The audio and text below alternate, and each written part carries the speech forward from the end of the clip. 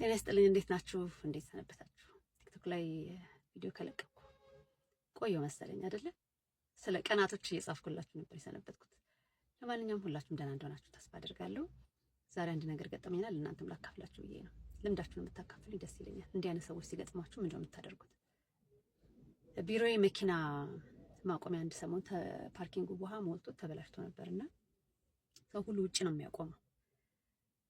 ከዛ አንድ ቀን ስመጣ ስልክ እንጨት ተጋድሞበታል። መቆሚያ ያለችው ስፔስ ስልክ እንጨት ተደርጎበታልና እንትን እንደሆነ ያስታውቃል።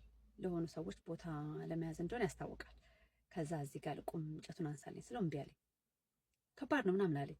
ለአንሳ አብረን አንሳ ለማለት ማሰብኩና ምን አጨቃጨቀኝ ብዬ ሌላ ቦታ ላይ ሄጄ ቆምኩኝ እና ያው ገብቶ ስለገባኝ ታውኩት ማለት ነው። ከዛ ኋላ ግን በጣም አናደደኝ። በቃ እየመጣሁ ቆማልና ገና ስመጣ የሆነ ነገር ይፈልግልኛል እዚህ ጋር ይሆንና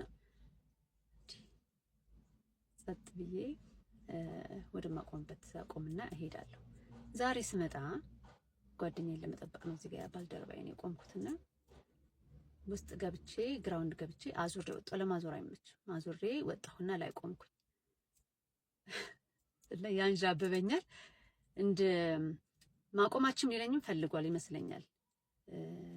ደሞዝም ከፋይ ነኝ አይደለ? ህንጻዎቻችሁ ውስጥ ለጽዳት እንከፍላለን፣ ለጥበቃ እንከፍላለን፣ ለእያንዳንዱ እንከፍላለን እና አንዳንድ ሰው ኃላፊነቱን በትክክል እንኳን የማይረዳ ብዙ አለ።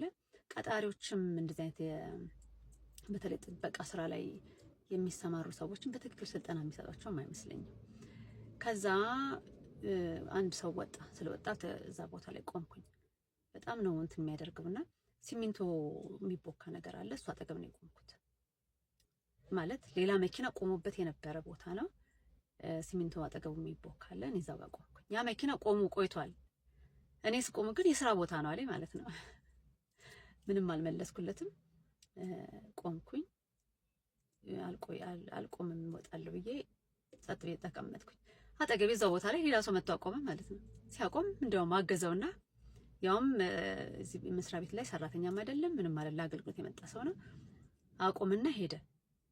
እና ወንደሪንግ አንዳንድ ሰው ምንድነው ችግሩ የምትሉት እንዲህ አይነት ነገር ገጥሟችሁ ያውቃል? በጣም ያስደንቀኛል። ይሄ ነው ለሁላችንም ሰላሙን ይስጠን፣ ትዕግስቱን ይስጠን። በሰላም እንዋል። ደህና ዋሉ።